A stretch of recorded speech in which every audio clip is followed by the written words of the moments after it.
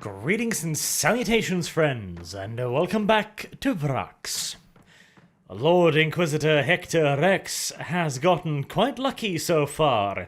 His offensive was, by no standards, a masterstroke, and it seems unlikely that it will be entering into the pages of the Tactica Imperialis anytime soon. But he had arrived at just the right time. And, on many occasions, success on the battlefield is as reliant upon luck as planning. And Lord Hector Vraks had chosen the perfect time to make his dramatic entry. The defenders of Vraks were finally beginning to run out of the very resources that allowed them to fight on for over a decade. The massive armory stockpiles beneath Vraks that had supplied the defenders with all they had required for so very, very long were beginning to run dry. The rebels had attempted to compensate for their ever-dwindling stock by producing their own material of war, and whilst to some extent it had been a successful procedure, the continuous attention of the Imperial Navy had made it a costly one, and in no way able to replenish the losses suffered every day on the front lines. And as a result of seemingly endless shortages, constant retreats, and repeated setbacks, the morale of the defenders was finally starting to waver.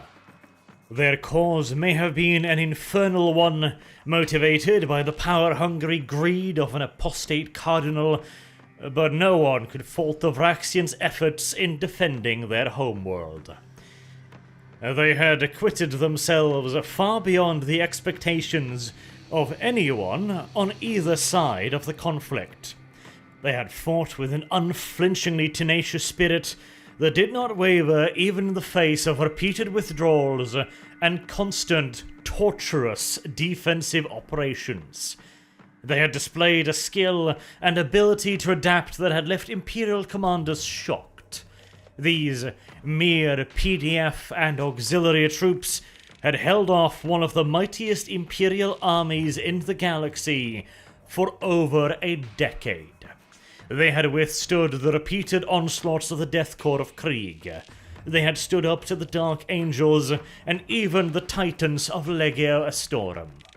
And it was only through a monstrous expenditure of material, manpower, and energy that the Imperium was finally winning the war on Vraks.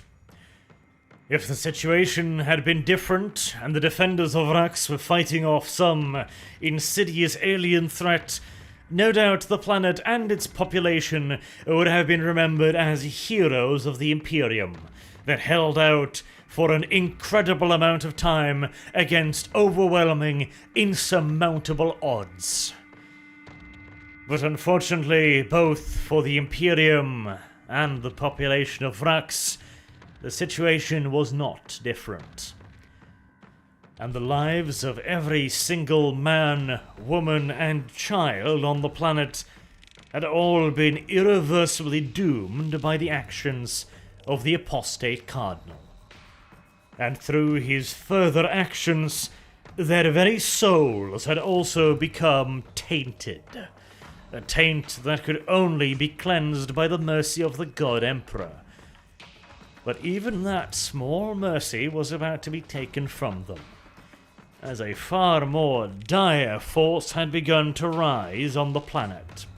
Ever since the arrival of their off-world allies, the war had taken on a new and even darker tone.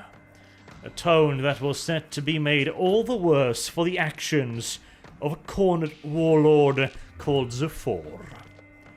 Up until this point, Zuhfor and the other Chaos leaders had viewed the apostate Cardinal as a tool, a means through which they could retain control of the Vraxian defenders and ensure their continued loyalty and assistance.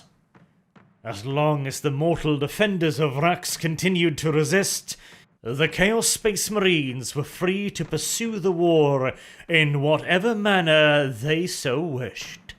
They could attack where they wanted, fight how they wanted, and execute their greater desires and objectives at their leisure.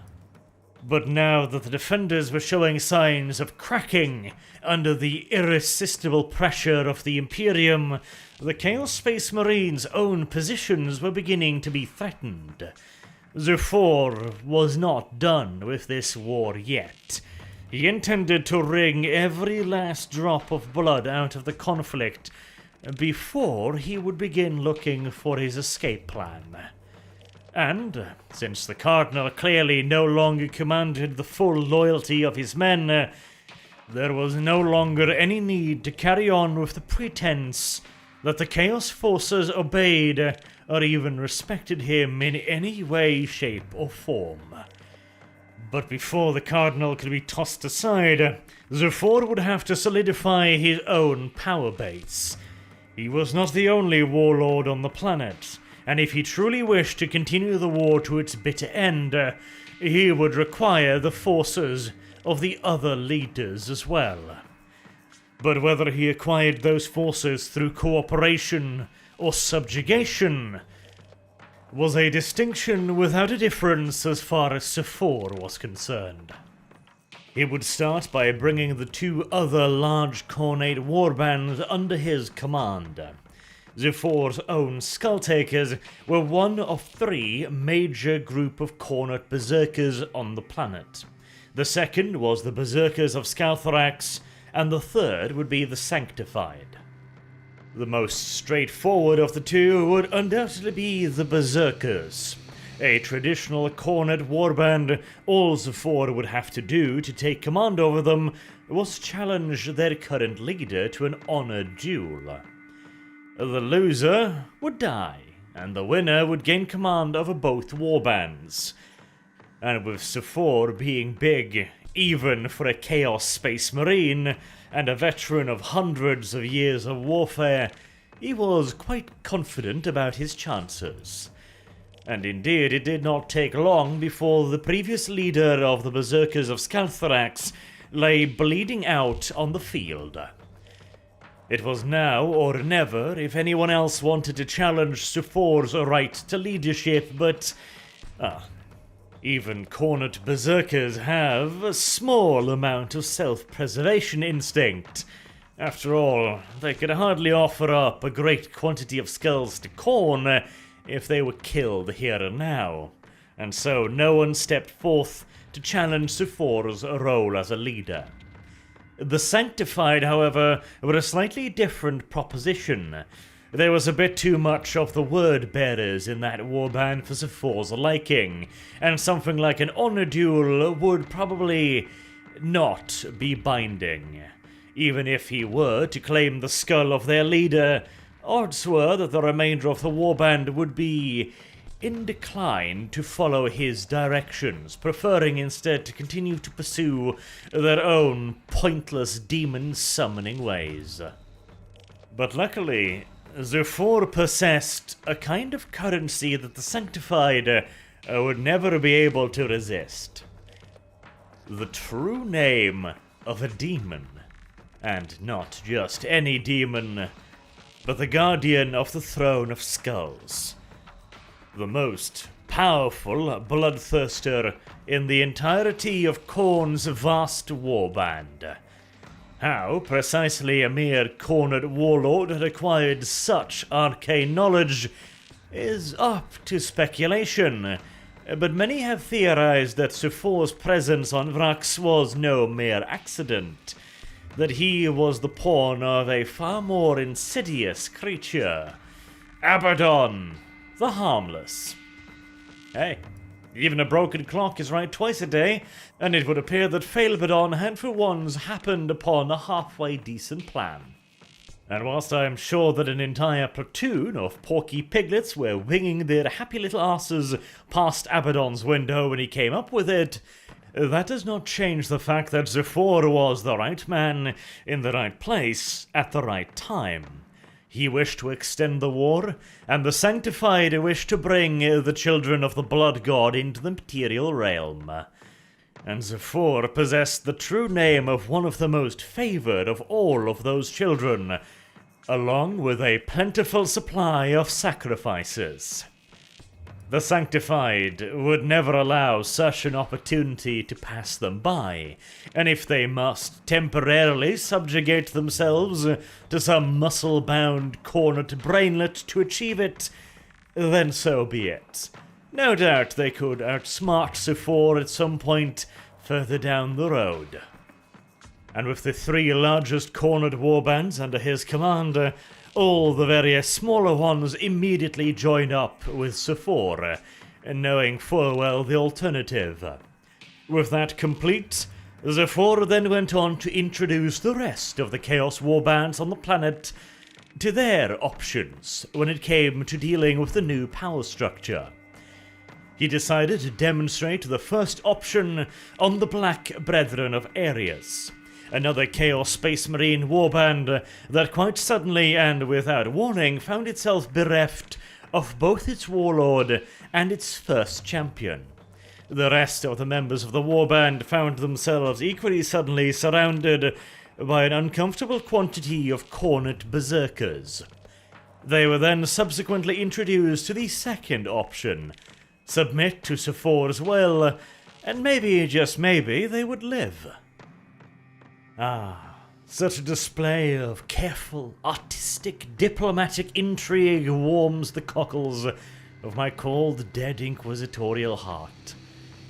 And of course, swayed by the eloquence and righteousness of Zuhfor's cause, the Black Brethren unanimously decided to join their new glorious leader in his conquest of the planet.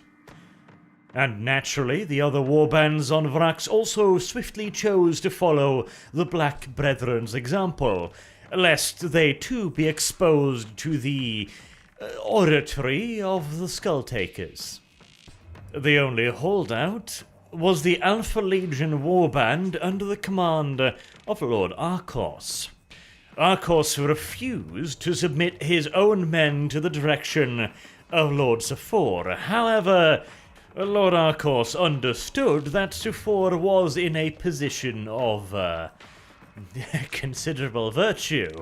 Might does make right, after all, and so offered instead to join with Zuhfor in an alliance as a junior partner, and in return for allowing his warband to roam relatively free, he would give Zuhfor a gift.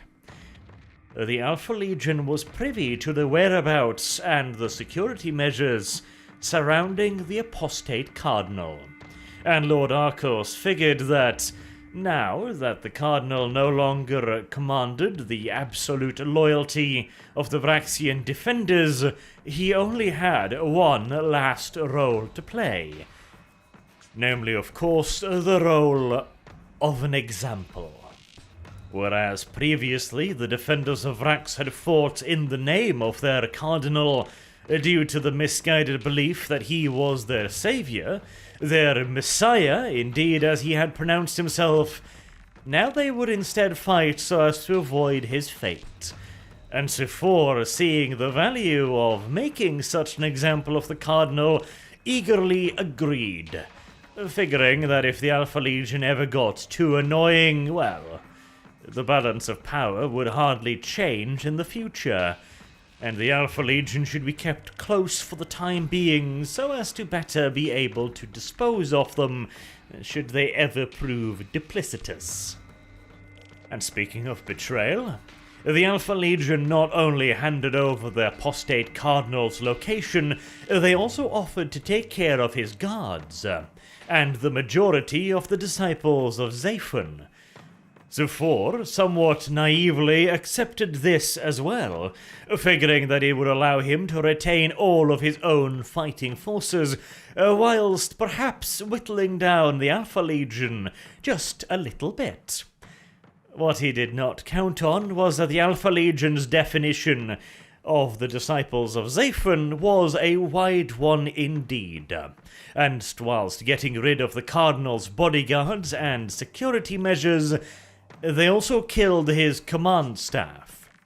the very same command staff that had previously kept a hold over the Vraxian defenders and had provided the Imperial attackers with so many headaches.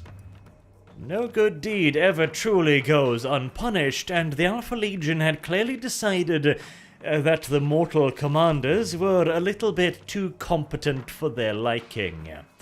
With them still in charge, Zuhfor might be tempted to let them stay in charge, and as such limit the authority of the Alpha Legion, who had been running a considerable portion of the war on behalf of the Cardinal.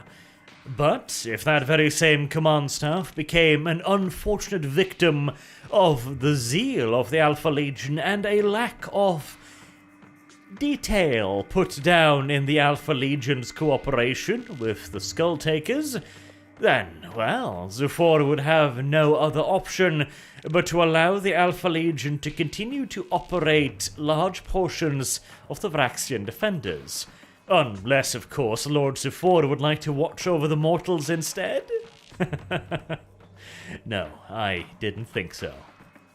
Cardinal Zaur had started his revolt with grand plans indeed. He was to launch a crusade of the faithful to sweep the Scarra sector clean of heresy and all who would oppose him.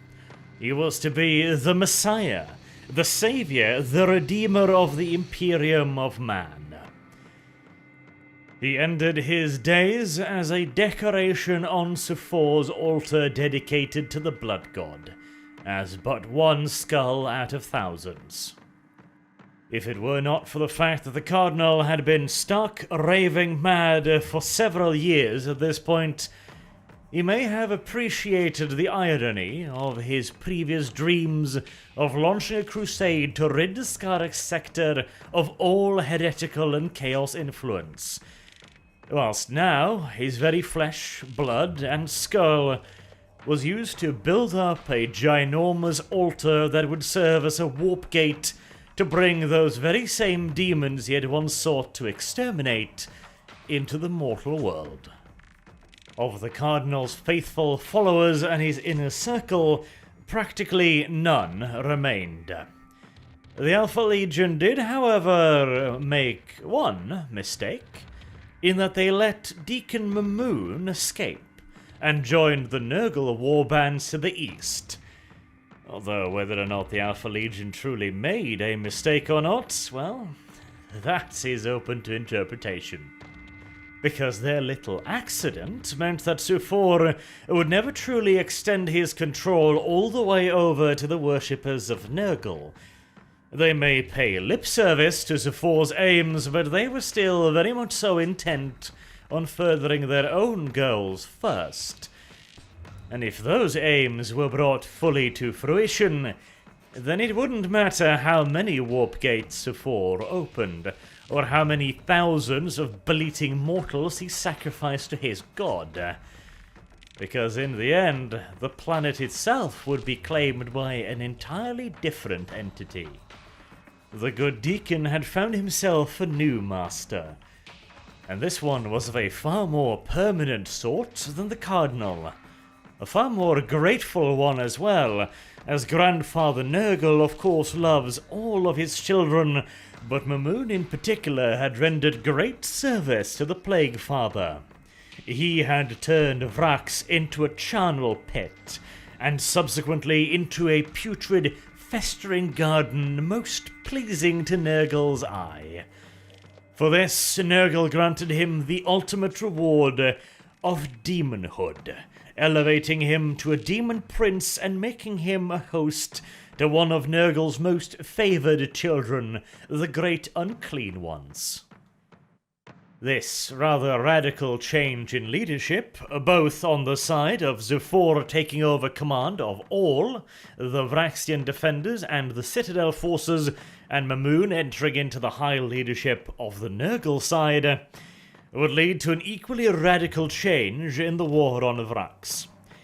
So far, the war had been fought primarily by the mere mortal followers of both parties, The Death Corps of Krieg had only been partially and temporarily supported by the God Emperor's Astartes, whilst the Defenders had received indirect and highly independent support by Chaos Space Marines. Those forces, however, did whatever they wanted, whenever they wanted, in whatever fashion they wanted. They waged their own private war with their own private concerns, leaving the bulk of the fighting and the duty of actually holding the front line to the mortal followers and their commanders. There were one or two exceptions to this rule, like the Iron Warriors, for example, who simply moved into a section of the front line and dared anyone to challenge their occupation of it, and of course the Eastern Front, where the worshippers of Nurgle had dug in. And no man, heretical or otherwise of sound mind, would want to spend more time than absolutely necessary in such odious company. The Eastern Front, however, was to be a small taste of what was to come. Now that the entire war was commanded by the zealous followers of various chaos powers, things were about to take a turn for the worse. Previously, no matter how dark and unlikely such a prospect may have appeared, the Vraksian defenders had fought for victory. Not necessarily the defeat of the Imperial armies, but perhaps at least a stalemate that would force some sort of accord with the Imperium. And of course, the more fanatical followers of their now deceased messiah never gave up hope that they would eventually triumph, for, after all, they were righteous, and evil never triumphs over righteousness, right? That would simply be bad form.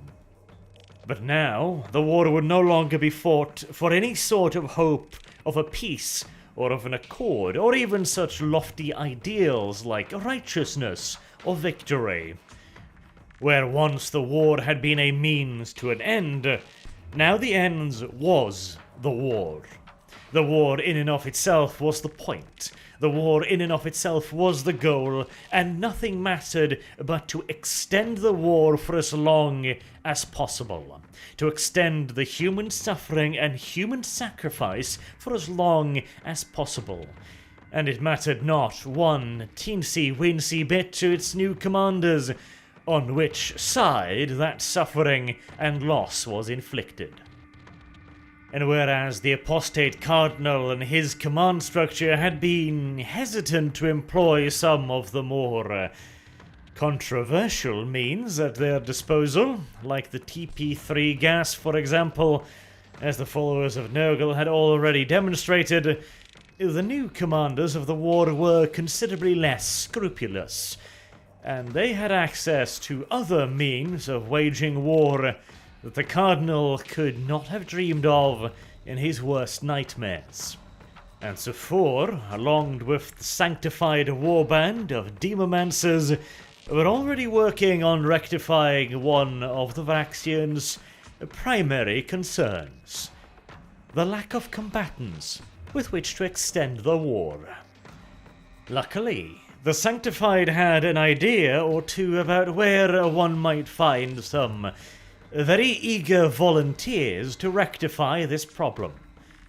And all it would require was the sacrifice of something that Vraks still had in abundance, namely, of course, non-combatants. And to be honest, they weren't of much use for anything else, now that the factories had all been bombed to bits by the Imperial Navy. But the sacrifices and the rituals would take time. The Death Corps of Krieg would have to be kept at bay for a little longer before Zuhfor's designs could be fully realized. And so, conventional warfare would have to continue at least for a little while. And Zuhfor was taking a risk here. His coup had been swift and almost unconditionally successful, with the exception of the occasional Alpha Legion interference. But nevertheless, organizing everything that was to be required for the rituals, and also making sure that the other Chaos Warlords did not get any ideas relating to coups of their own, would keep his cornered berserkers busy for quite a while. If the 88th Inquisitorial Siege Army made a determined and violent push now, it could see the entire Chaos frontline collapse, bringing a premature halt to the rituals currently being carried out by the Sanctified. Unfortunately for the 88, for all of their new Inquisitorial support, none of the Inquisitors or any of their adepts were able to divine the intentions of Zuhfor and his followers. And to make matters worse, Lord Hector Rex was about to experience the interference from his Inquisitorial colleagues ever since failing to rally all the Inquisitors to his cause after the Scarus Conclave. And what those consequences might be, you will find out in the next episode. Sorry for a bit of a short one this week, and only just a single short one as well. My throat's been bothering me a little bit lately, after returning from the Dark Continent and having a nice big cold wave up here in Norway. I've decided to play it a little bit careful. I wouldn't want to ruin my voice now that we are so very close to the end of the Siege of Vraks. So, until next time, I, as always, have been Arch. Thank you all very much for watching, and I hope to see you all again soon. Until then, have a good day.